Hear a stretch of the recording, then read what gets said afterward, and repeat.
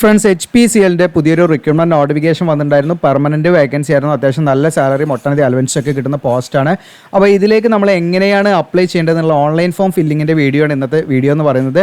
അപ്പോൾ ഇതിൻ്റെ detailed video, അതായത് നോട്ടിഫിക്കേഷൻ റിലേറ്റഡ് ആയിട്ടുള്ള അതിൻ്റെ ക്വാളിഫിക്കേഷൻ, അതുപോലെ അതിൻ്റെ സാലറി, പോസ്റ്റിംഗ്, അതുപോലെ തന്നെ അതിൻ്റെ എക്സാം തുടങ്ങിയിട്ടുള്ള കാര്യങ്ങളൊക്കെ കുറിച്ചിട്ട് ഡീറ്റെയിൽ ആയിട്ടുള്ള വീഡിയോ നമ്മൾ 3 ദിവസം മുൻപ് ചെയ്തിട്ടുണ്ട്. അത് നമ്മുടെ ചാനലിൽ കയറിയ ജസ്റ്റ് ജിയോജിയാലിലെ എജുലാനിൽ ജസ്റ്റ് നിങ്ങൾ ഹോം പേജിൽ കയറിയിട്ട് വീഡിയോസ് സെലക്ട് ചെയ്താൽ നിങ്ങൾക്ക് ഡേറ്റ് അടിസ്ഥാനത്തോടെ കാണാൻ പറ്റും കേട്ടോ. ഇവിടെ കാണാൻ നിങ്ങൾക്ക് 3 ദിവസം മുൻപാണ് നമ്മൾ ചെയ്തിരിക്കുന്ന വീഡിയോ. HPCL നിങ്ങൾക്ക് ഇവിടെ കാണാൻ പറ്റും കേട്ടോ. 3 ദിവസം മുൻപ് ആ വീഡിയോ ചെയ്തിട്ടുണ്ട്. നിങ്ങൾക്ക് ഇതിലേക്ക് ഡിപ്ലോമ ഉള്ളവർക്ക് അപ്ലൈ ചെയ്യാം, ഏതെങ്കിലും വിഷയത്തിൽ ഡിഗ്രി ഉള്ളവർക്കൊക്കെ അപ്ലൈ ചെയ്യാൻ പറ്റും. ഫ്രഷർ ആയിട്ടുള്ള ഉദ്യോഗാർത്ഥികൾക്ക് അപ്ലൈ ചെയ്യുന്ന വേക്കൻസികളുണ്ട്. ഇനി എക്സ്പീരിയൻസ്ഡ് ആയിട്ടുള്ള വേക്കൻസി വേറെയും ഉണ്ട്. അപ്പോൾ അതിൻ്റെ A to Z കാര്യങ്ങൾ 30 മിനിറ്റ് ഡ്യൂറേഷൻ വരുന്ന വീഡിയോ ആണ്. അതുകൊണ്ട് A to Z കാര്യങ്ങൾ ഈ വീഡിയോയിലുണ്ട് കേട്ടോ. നോട്ടിഫിക്കേഷൻ റിലേറ്റഡ് ആയിട്ടുള്ള എല്ലാ കാര്യങ്ങളും വീഡിയോയിലുണ്ട്. അപ്പം ദയവ് ചെയ്തിട്ട് നിങ്ങൾ നോട്ടിഫിക്കേഷൻ റിലേറ്റഡ് ഉള്ള കമൻറ്റ്സ് അല്ലെങ്കിൽ ഡൗട്ടുകൾ ഈ ഒരു വീഡിയോയിൽ ചോദിക്കരുത്. ഈ വീഡിയോയിൽ നമ്മൾ മെയിനായിട്ട് ഫോക്കസ് ചെയ്യുന്നത് എങ്ങനെ നമുക്ക് ഫോം ഫില്ല് ചെയ്യുക എന്നുള്ളതാണ്. അപ്പോൾ നിങ്ങളുടെ മൊബൈൽ യൂസ് ചെയ്തിട്ട് നിങ്ങൾക്ക് വീട്ടിലിരുന്ന് വളരെ സ്വസ്ഥമായിട്ട് ഒഴിവ് സമയത്ത് നിങ്ങൾക്ക് ഫോം ഫില്ല് ചെയ്യാം കേട്ടോ. അപ്പോൾ ഈവൻ നമ്മളൊരു ഇൻ്റർനെറ്റ് കഫേയിലൂടെയൊക്കെ പോയി ചെയ്യുന്ന സമയത്ത് നമ്മൾ കൊടുക്കുന്ന ആ ഒരു ക്യാഷും അതുപോലെ നമ്മളവിടെ സ്പെൻഡ് ചെയ്യും വേണം ടൈം. അപ്പോൾ ആ ഒരു ടൈം കൊണ്ട് തന്നെ നിങ്ങൾക്കും ചെയ്യാൻ പറ്റും. അപ്പോൾ ഈ ഇത്തരം വീഡിയോ ഒക്കെ നിങ്ങൾക്ക് അതിന് യൂസ് ചെയ്യാം. നിങ്ങൾക്ക് ഒരുപാട് അപ്ലിക്കേഷൻ കൊടുക്കുന്ന സമയത്ത് നമുക്ക് ഒരുപാട് ക്യാഷ് ആവും അതിനൊക്കെ. അപ്പോൾ നിങ്ങൾക്ക് തന്നെ സ്വന്തമായിട്ട് ചെയ്യാവുന്നതാണ്. അപ്പോൾ അതിന് വേണ്ടിയിട്ടാണ് നമ്മൾ ഇങ്ങനെയുള്ള വീഡിയോ പാട് ഉൾപ്പെടുത്തുന്നത്. അതുകൊണ്ട് നിങ്ങളുടെ സപ്പോർട്ട് വേണം. ഇതിലൊരുപാട് എഫേർട്ട് എടുക്കണം. നമ്മൾ കൂടുതലായിട്ട് ഡാറ്റാസൊക്കെ പ്രോപ്പറായിട്ട് എൻ്റർ ചെയ്ത് നമ്മൾ ഓരോ സ്റ്റെപ്പ് നിങ്ങൾക്ക് കറക്റ്റായിട്ട് കാണിക്കണം. അതിലൊരുപാട് എഡിറ്റിംഗ് ചെയ്യേണ്ട കാര്യങ്ങളൊക്കെ ഉണ്ട്. ഓക്കെ, അതുകൊണ്ട് നിങ്ങളുടെ സപ്പോർട്ട് ഉണ്ടാകുക. വീഡിയോ ഇഷ്ടപ്പെട്ടാൽ ലൈക്ക് ചെയ്യാനും ഷെയർ ചെയ്യാനും മറക്കരുത്. അതോടൊപ്പം തന്നെ നിങ്ങൾ ഇത്തരത്തിലുള്ള വീഡിയോസ് കാര്യങ്ങളൊക്കെ നിങ്ങൾക്ക് നമ്മളെല്ലാം അപ്ഡേഷൻ ചെയ്യുന്നുണ്ട്. അതുകൊണ്ട് നിങ്ങൾ വീഡിയോ സ്കിപ്പ് ചെയ്യേണ്ട. നിങ്ങൾ അതോടൊപ്പം തന്നെ നമ്മുടെ ചാനൽ സബ്സ്ക്രൈബ് ചെയ്യാൻ മറക്കണ്ട. ബെല്ലൈക്കൻ എനേബിൾ ചെയ്ത് വെക്കട്ടോ. ഓക്കെ, പിന്നെ ഈ ഒരു വീഡിയോയിൽ നമ്മൾ ഇതിൻ്റെ കുറച്ച് നിങ്ങൾക്കുള്ള ഡൗട്ട് കാര്യങ്ങൾ ഉണ്ടായിരിക്കും. അതുമാടെ നമ്മൾ ക്ലിയർ ചെയ്യുന്നുണ്ട്. വീഡിയോയുടെ പല ഭാഗത്തായിട്ട് ഫോം ഫില്ല് ചെയ്യുന്നതുമായി ബന്ധപ്പെട്ടോ എല്ലാത്തുമായിട്ടുള്ള. അപ്പോൾ അതൊക്കെ നിങ്ങൾ സ്കിപ്പ് ചെയ്യാതെ കാണാം. അപ്പോൾ നമുക്ക് ഇതിൻ്റെ ജസ്റ്റ് നമുക്ക് എന്ത് ചെയ്യാം, സ്റ്റാർട്ട് ചെയ്യാം. അതായത് നമ്മൾ ഇതിലേക്ക് ഓൺലൈൻ അപേക്ഷ ചെയ്യുന്നതിനായിട്ട് നിങ്ങൾ ആദ്യം ചെയ്യേണ്ടത്, ഇപ്പം നിങ്ങൾ കണ്ടുകൊണ്ടിരിക്കുന്ന വീഡിയോ ഉണ്ടല്ലോ, ആ വീഡിയോയുടെ അടിയിൽ ഞാൻ അപ്ലൈ ചെയ്യുന്ന ലിങ്ക് തരും. ഡയറക്റ്റ് ആ ലിങ്കിൽ നിങ്ങൾ ക്ലിക്ക് ചെയ്താൽ നമ്മുടെ ഈ ഒരു പോസ്റ്റിലേക്കാണ് നിങ്ങൾ എത്തുന്നത്. അവിടെ കാണാൻ നിങ്ങൾക്ക് HPCL റിക്രൂട്ട്മെൻറ്റ് ആയിട്ട് നമ്മുടെ ഈ പോസ്റ്റ് ഓപ്പൺ ആയി വരും. ഇവിടെ നമ്മുടെ സോഷ്യൽ മീഡിയ ഐക്കൺസ് ഒക്കെ ഉണ്ട് കേട്ടോ. ഇൻസ്റ്റ, അതുപോലെ വാട്സപ്പ്, ടെലിഗ്രാം ഉണ്ട്. ഇൻസ്റ്റയിലൊക്കെ മാക്സിമം നിങ്ങൾ ഫോളോ ചെയ്യുക. എല്ലാവരും ഇൻസ്റ്റ യൂസ് ചെയ്യുന്നവരാണെങ്കിൽ, കാരണം നിങ്ങൾക്ക് അപ്ഡേഷൻസ് ഒക്കെ സ്റ്റോറി ഇട്ടാൽ പെട്ടെന്ന് കാണാൻ പറ്റും. അപ്പോൾ താഴോട്ട് സ്ക്രോൾ ഡൗൺ ചെയ്യുക നിങ്ങൾ ഇവിടെ വന്നിട്ട്. അപ്പോൾ നമ്മളിവിടെ കാണിക്കുന്നത് നിങ്ങൾ ആദ്യം ചെയ്യേണ്ട ഫസ്റ്റ് സ്റ്റെപ്പാണ്. നിങ്ങൾ വീഡിയോയുടെ താഴെയുള്ള അപ്ലൈ എന്നുള്ള ലിങ്കിൽ ക്ലിക്ക് ചെയ്യുക. അപ്പോൾ നിങ്ങൾ പേജ് ഓപ്പൺ ആയി വരും. താഴോട്ട് സ്ക്രോൾ ഡൗൺ ചെയ്യുക. ഇവിടെ കാണുമെങ്കിൽ ഇമ്പോർട്ടൻറ്റ് ലിങ്ക്സ്, ഇതിൽ നമുക്ക് ആവശ്യമുള്ള ലിങ്കുകളൊക്കെ തന്നിട്ട് ഇവിടെ നോട്ടിഫിക്കേഷൻ ഇടുന്ന് ഡൗൺലോഡ് ചെയ്യാം. അപ്ലിക്കേഷൻ ഫോം എന്നുള്ള ലിങ്ക് കാണാം. പിന്നെ നമ്മൾ ഓൺലൈനായിട്ട് ചെയ്ത് കൊടുക്കുന്നുണ്ട്. നിങ്ങൾക്ക് കോൺടാക്ട് ചെയ്യാം. ഇവിടെ വാട്സപ്പ് ലിങ്ക് ഉണ്ട്. പിന്നെ ഇതാണ് ഞാൻ ആ നോട്ടിഫിക്കേഷൻ വീഡിയോ ഇവിടെ നിങ്ങൾക്ക് എളുപ്പത്തിൽ കിട്ടാൻ വേണ്ടി അറ്റാച്ച് ചെയ്തിട്ടുണ്ട് കേട്ടോ. ഇവിടെ വാച്ച് ഓൺ യൂട്യൂബ് എന്നുള്ള ക്ലിക്ക് ചെയ്താൽ നിങ്ങൾക്ക് എളുപ്പത്തിൽ എന്ത് ചെയ്യാം, നോട്ടിഫിക്കേഷൻ വീഡിയോ ഇവിടുന്ന് എടുക്കാവുന്നതാണ്. ഇനി ഇവിടെയും ഞാൻ ലിങ്ക് ആയിട്ടും കൊടുത്തിട്ടുണ്ട് നോട്ടിഫിക്കേഷൻ വീഡിയോ. അപ്പോൾ നമ്മൾ ആദ്യം ചെയ്യേണ്ടത് ഇവിടെ അപ്ലിക്കേഷൻ ഫോം എന്നുള്ളത് നിങ്ങൾക്ക് ഇതിലേക്ക് അപ്ലൈ ചെയ്യാൻ അപ്ലിക്കേഷൻ ഫോം എന്നുള്ളതിൻ്റെ നേരെയുള്ള ലിങ്ക് ക്ലിക്ക് ചെയ്യുന്നു, ഓപ്പൺ ആക്കുക. ഓക്കെ, അപ്പോൾ ഇത് നമ്മൾ ജസ്റ്റ് ഓപ്പൺ ആക്കുന്നു.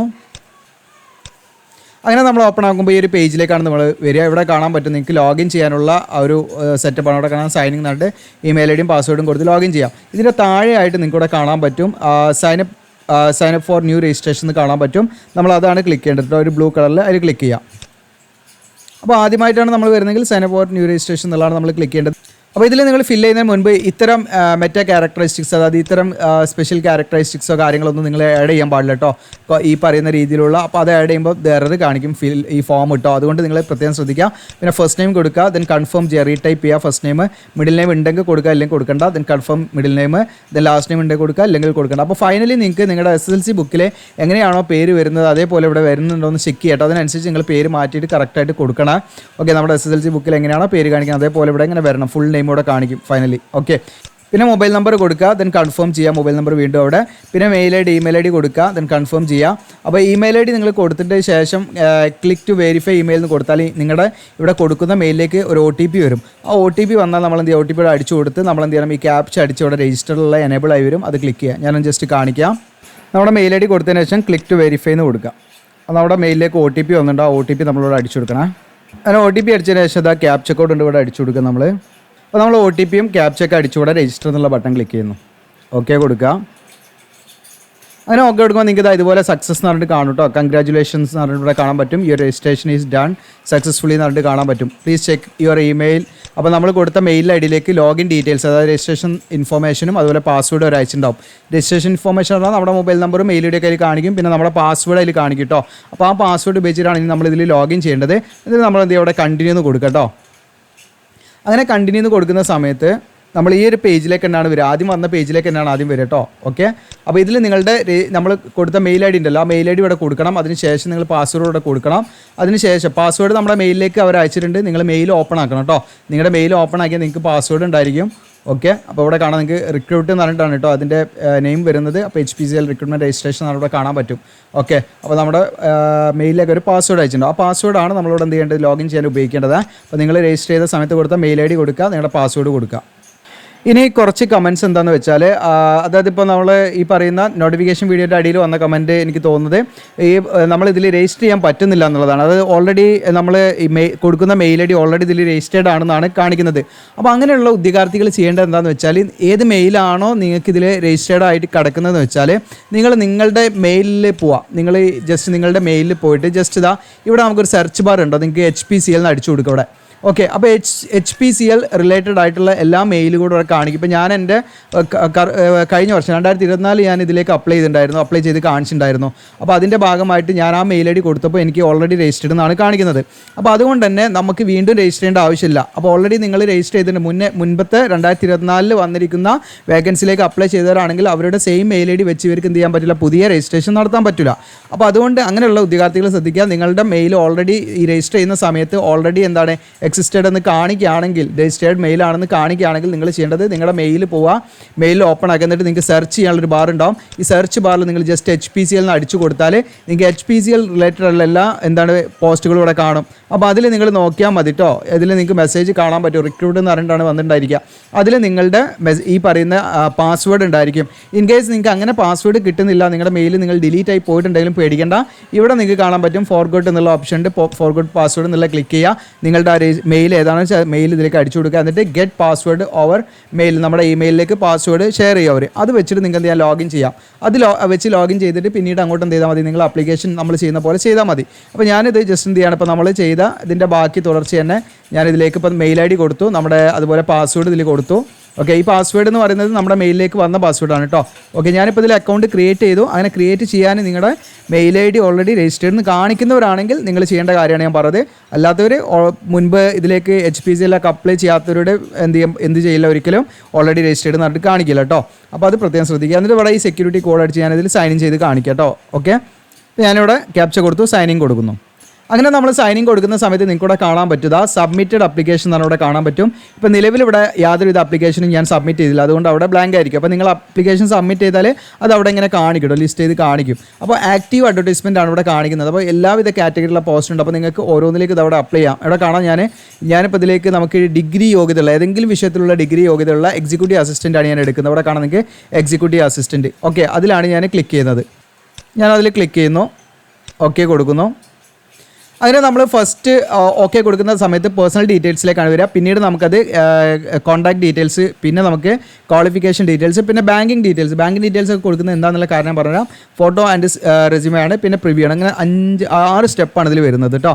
അപ്പോൾ ഇതിൽ പ്രത്യേകം നിങ്ങൾ ശ്രദ്ധിക്കേണ്ടത് ഇങ്ങനെയുള്ള ക്യാരക്ടർ ഒന്നും യൂസ് ചെയ്യരുത് കേട്ടോ. ഇവിടെ കാണിച്ചിരിക്കുന്ന ഇത്തരം മെറ്റാ ക്യാരക്ടർ ഒന്നും നമ്മൾ യൂസ് ചെയ്യാൻ പാടില്ല. ആപ്ലിക്കേഷൻ നമുക്കിതിലേക്ക് വെരിഫൈ ആവില്ല. അത് ഈ പറയുന്ന ഒരുപാട് ഇഷ്യൂസ് കാണിക്കും. നിങ്ങൾക്ക് നെക്സ്റ്റ് അടിച്ച് പോകാൻ പറ്റില്ല. അപ്പോൾ നിങ്ങളുടെ പേര് നമ്മൾ ഓൾറെഡി രജിസ്റ്റർ ചെയ്ത സമയത്ത് ഇവിടെ കൊടുത്തിട്ടുണ്ട്. ഞാൻ ഓൾറെഡി ഫില്ല് ചെയ്ത് വെച്ചിട്ടുണ്ട്. ഇവിടെ കാണാം ഫാദറിൻ്റെ പേരോടെ പേരൊന്നും നിങ്ങൾ നോക്കണ്ടോ, നിങ്ങൾ കാണിക്കുന്നതിന് വേണ്ടി ജസ്റ്റ് ഒരു ഡെമോ പർപ്പസിന് വേണ്ടി ചെയ്യുന്നതാണ്. അതുപോലെ മദറിൻ്റെ പേരോടെ അടിച്ചു കൊടുക്കാം. അതുപോലെ തന്നെ ഞാനിത് സൂം ചെയ്തിട്ടുണ്ടോ, ഇതിൻ്റെ അലൈൻമെൻറ്റ് ഇങ്ങനെയല്ല വരുന്നത്. ഇപ്പോൾ ഞാൻ സൂം ഔട്ട് അങ്ങ് ഇങ്ങനെയാണ് ഇത് കറക്റ്റായിട്ട് കാണിക്കുക അലൈൻമെൻറ്റ്. ഇപ്പോൾ ഞാനിത് സൂം ചെയ്ത് കാണിക്കുമ്പോൾ ചെറിയ രീതിയിൽ അങ്ങോട്ടും ഇങ്ങോട്ടും താഴോട്ടും മുകളിലോട്ടൊക്കെ കാണിക്കും കേട്ടോ. നിങ്ങളതൊന്ന് അഡ്ജസ്റ്റ് ചെയ്ത് മനസ്സിലാക്കാറ് നിങ്ങൾക്ക് കുറച്ചും പാടെ വിസിബിലിറ്റിക്ക് വേണ്ടിയിട്ടാണ്. ഇനി അതുപോലെ ഇവിടെ ചോദിക്കുന്നത് ദ ആക്ച്വൽ കാറ്റഗറിയാണ്. നിങ്ങൾ ഏത് കാറ്റഗറി ആണെന്നുള്ളതാണ് ഇവിടെ ചോദിക്കുന്നത്.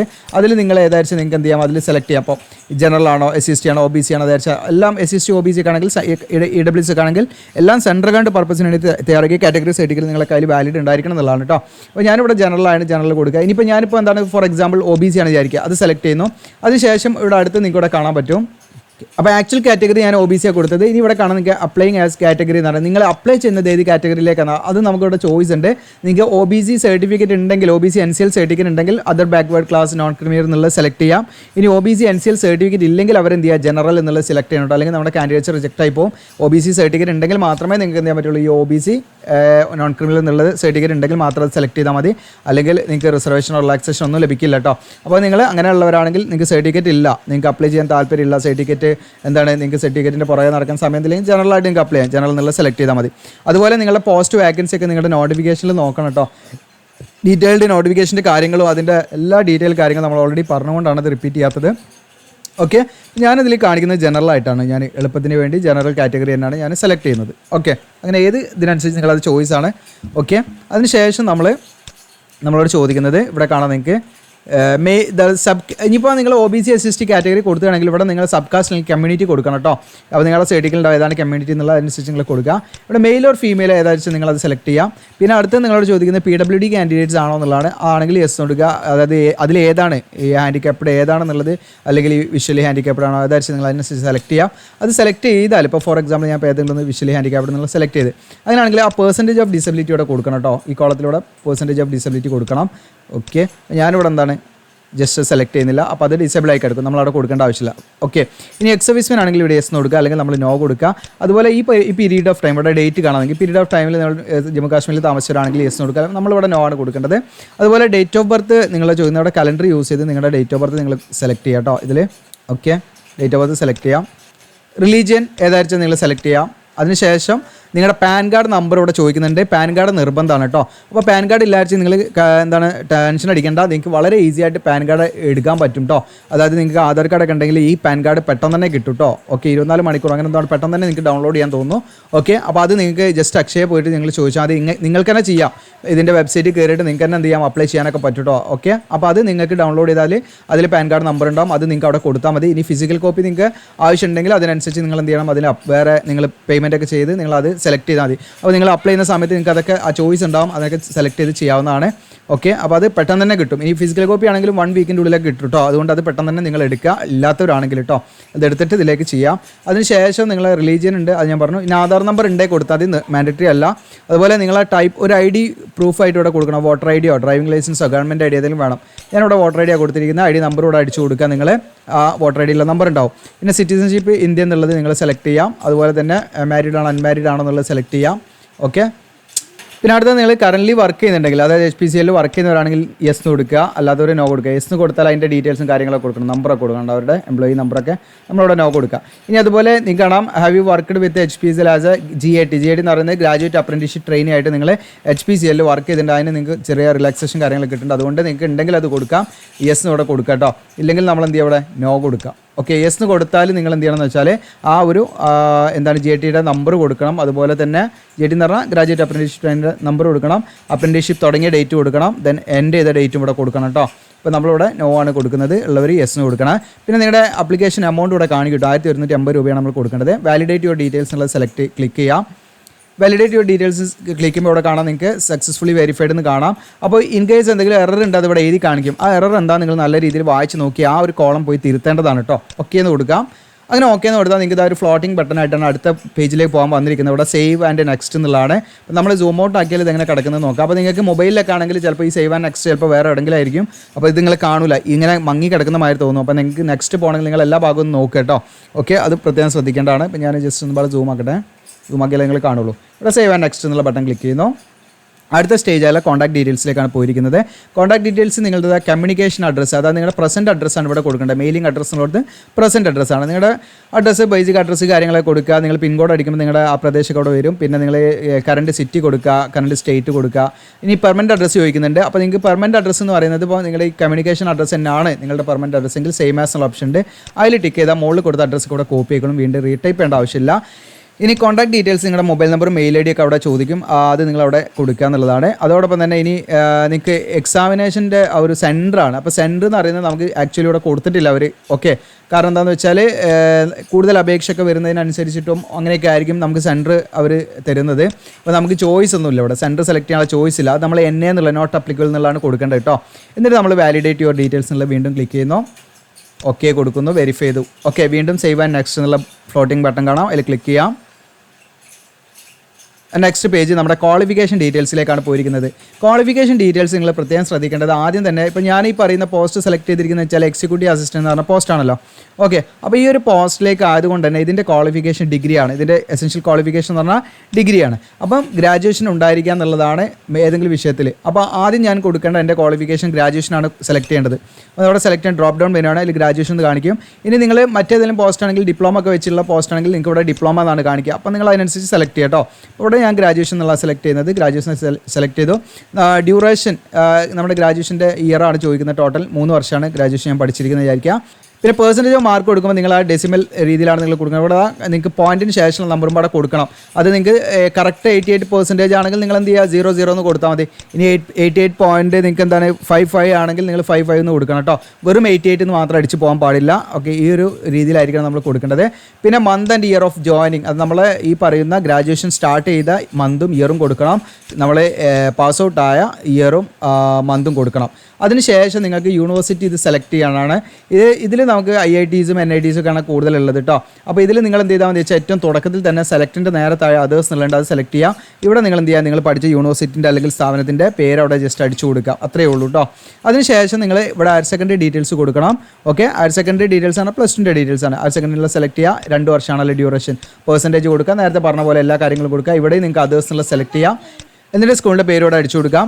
ഇനി അടുത്ത് നിങ്ങൾ സീനിയർ സെക്കൻഡറി എന്ന് പറഞ്ഞാൽ നിങ്ങൾ 10ാം ക്ലാസ്സിൻ്റെ ഡീറ്റെയിൽസ് ആണ് ഇവിടെ വരിക കേട്ടോ. അത് നമ്മൾ സീനിയർ സെക്കൻഡറി എന്നുള്ളതാണ് സെലക്ട് ചെയ്യുക എക്സാം എന്നുള്ളത്. ഇവിടെ ഡ്യൂറേഷൻ 10ാം ക്ലാസ് എന്ന് പറയുമ്പോൾ നമുക്ക് അതൊരു ഹൈസ്കൂൾ എന്നുള്ള ലെവലാണ് വരുന്നത്. അതിൽ നമ്മളൊരു വർഷം എന്നുള്ള അവിടെ നമുക്ക് കൊടുക്കാം. അതിൽ വലിയ പ്രശ്നം ഉണ്ടാവില്ല വിചാരിക്കാം. അതിൻ്റെ പെർസെൻറ്റേജ് കൊടുക്കാം. അപ്പം SLCയുടെ പെർസെൻറ്റേജ് ഒക്കെ കാണാൻ നമ്മുടെ വെബ്സൈറ്റിൽ തന്നെ ഈസി ടൂൾ ഉണ്ട് കേട്ടോ. ഓക്കെ, നമ്മുടെ വെബ്സൈറ്റിൽ ഇതാ ഹോം പേജ് കയറിയാൽ നിങ്ങൾക്ക് ഈസി ടൂൾ ഉണ്ട്. ഈസി ടൂളിൽ SLC പെർസെൻറ്റേജ് കാൽക്കുലേറ്ററിൽ ഞാനൊരു വീഡിയോ അറ്റാച്ച് ചെയ്തിട്ടുണ്ട്. അതിൽ കണ്ടാൽ മതി. കംപ്ലീറ്റ് പെർസെൻറ്റേജ് കറക്റ്റായിട്ട് ഏകദേശം ഒരു ആവറേജ് മനസ്സിലാക്കാൻ പറ്റും. പിന്നെ നമ്മുടെ ഒരു ജോബ് അപ്ഡേറ്റ്സ് കമ്മ്യൂണിറ്റി ഉണ്ട് കേട്ടോ. നിങ്ങൾക്ക് താല്പര്യമുണ്ട് ജോയിൻ ചെയ്തോളൂ. എന്താണെന്ന് വെച്ചാൽ അതിൽ നിങ്ങൾക്കും സപ്പോർട്ടാണ്. അതായത് ഈ പറയുന്ന പ്രൈവറ്റ് ജോബ്സ് കാര്യങ്ങളൊക്കെ ഡയറക്റ്റ് വലിയ വലിയ കമ്പനികളുടെ ലിസ്റ്റ് ചെയ്യുന്നതൊക്കെ നമ്മളതിൽ ലിസ്റ്റ് ചെയ്യുന്നുണ്ട്. ഡയറക്റ്റായിട്ട് നിങ്ങൾക്ക് അപ്ലൈ ചെയ്യുന്ന ലിങ്കും മെയിലും ഒക്കെ അതിൽ കിട്ടും കേട്ടോ. അപ്പോൾ ഡയറക്റ്റായിട്ട് നിങ്ങൾക്ക് അതിൽ ജോയിൻ ചെയ്യാം. ഈ ലിങ്കിൽ ക്ലിക്ക് ചെയ്താൽ കേട്ടോ.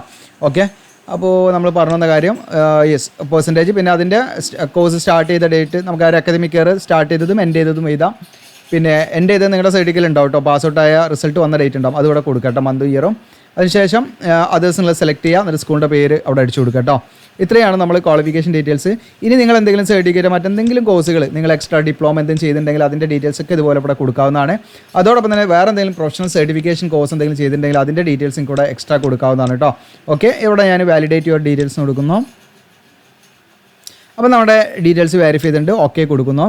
അങ്ങനെ ഓക്കെ കൊടുക്കുമ്പോൾ വീണ്ടും സേവ് ആൻഡ് നെക്സ്റ്റ് എന്നുള്ള ഫ്ലോട്ടിംഗ് ബട്ടൺ കാണാം. അതിൽ ക്ലിക്ക് ചെയ്യുക നിങ്ങൾ. ഇത് നിങ്ങൾക്ക് നിങ്ങളുടെ മൊബൈൽ യൂസ് ചെയ്ത് ഈസി ആയിട്ട് ചെയ്യാം കേട്ടോ. അതേപോലെ ഇനി ബാങ്ക് അക്കൗണ്ട് ഡീറ്റെയിൽസ് ആണ്. അപ്പോൾ ബാങ്ക് അക്കൗണ്ട് ഡീറ്റെയിൽസ് നമ്മൾ എന്തിനാണ് കൊടുക്കുന്നതെന്ന് വെച്ചാൽ ഞാൻ ജസ്റ്റ് കാണിക്കാം. അവരെന്നെ പറയുന്നുണ്ട് കേട്ടോ. അവിടെ കാണാം നിങ്ങൾക്ക് why are banking details asked എന്നുള്ളത് ഇവിടെ ചോദിക്കുന്നുണ്ട്. ബാങ്കിങ് ഡീറ്റെയിൽസ് എന്ന് പറയുന്നത് നമുക്ക് ഈ പറയുന്ന എക്സാം അതുപോലെ ഇൻ്റർവ്യൂ സമയത്തൊക്കെ ഇപ്പോൾ SC/ST കാൻഡിഡേറ്റ്സ് അതുപോലെയുള്ളവർക്കൊക്കെ എന്താണ് അവരുടെ ആ ഒരു യാത്രയുടെ ചിലവൊക്കെ ഇവർ കൊടുക്കുന്നുണ്ട് കേട്ടോ. അപ്പോൾ അത് അവർക്ക് ബാങ്കിലേക്ക് ഡയറക്റ്റ് കിട്ടാൻ വേണ്ടിയിട്ടൊക്കെയാണ് ബാങ്ക് അക്കൗണ്ട് ഡീറ്റെയിൽസ് ചോദിക്കുന്നത്. അപ്പോൾ എല്ലാവരും കൊടുക്കണം. അപ്പോൾ ഇൻ്റർവ്യൂ ഒക്കെ ഉണ്ടാകുന്ന സമയത്ത് അല്ലെങ്കിൽ അങ്ങനെയുള്ള സമയത്ത് കമ്പനി എന്താണ് അതിൻ്റെ റൂൾ പ്രകാരം മേ ബി നമുക്ക് അതിനനുസരിച്ചുള്ള എന്താണ് എത്രയാണോ ചിലവായത് അതിനനുസരിച്ച് അതായത് യാത്ര ചെയ്യാനുള്ള ആ ഒരു എമൗണ്ട് അവർ തരാൻ സാധ്യതയുണ്ട്. അതുകൊണ്ടാണ് അവരോട് ബാങ്ക് അക്കൗണ്ട് ഡീറ്റെയിൽസ് ചോദിക്കുന്നത് കേട്ടോ. അപ്പം ബാങ്ക് അക്കൗണ്ട് ഡീറ്റെയിൽസ് നിങ്ങൾ പ്രോപ്പറായിട്ട് കൊടുക്കുക. അതിനുശേഷം വീണ്ടും നമ്മൾ എന്ത് ചെയ്യുക, ഇവിടെ IFSC കോഡും കാര്യങ്ങളും ബാങ്ക് ബ്രാഞ്ച് നെയിമും ഇതൊക്കെയാണ് കേട്ടോ. IFSC കോഡ് അടിക്കുമ്പോൾ തന്നെ അത് ബാങ്ക് നെയിമും ബ്രാഞ്ചും ഓട്ടോമാറ്റിക്കായിട്ട് വരും. അക്കൗണ്ട് നമ്പറും പ്രോപ്പറായിട്ട് കൊടുക്കുക. എന്നിട്ട് വാലിഡേറ്റ് യുവർ ഡീറ്റെയിൽസ് കൊടുക്കുക. UPI ഒന്നും കൊടുത്തോളുന്നില്ല കേട്ടോ. ഉണ്ടെങ്കിൽ കൊടുക്കാൻ നിർബന്ധമില്ല. ജസ്റ്റ് നമ്മൾ ഓക്കെ കൊടുക്കുന്നു. അങ്ങനെ അടുത്ത പേജ് വീണ്ടും എന്താണ് സേവ് ആൻഡ് നെക്സ്റ്റ് അടുത്ത പേജിൽ പോകാൻ നമ്മൾ ക്ലിക്ക് ചെയ്യുക. അടുത്ത പേജ് നമുക്ക് വന്നിരിക്കുന്നത് ഫോട്ടോ ആൻഡ് റെസ്യൂമെ അപ്ലോഡ് ചെയ്യാനാണ്. അപ്പോൾ ഫോട്ടോ എന്ന് പറഞ്ഞാൽ ക്ലിയർ ആയിട്ടുള്ള പാസ്വേഡ് ഫോട്ടോഗ്രാഫ് ആയിരിക്കണം.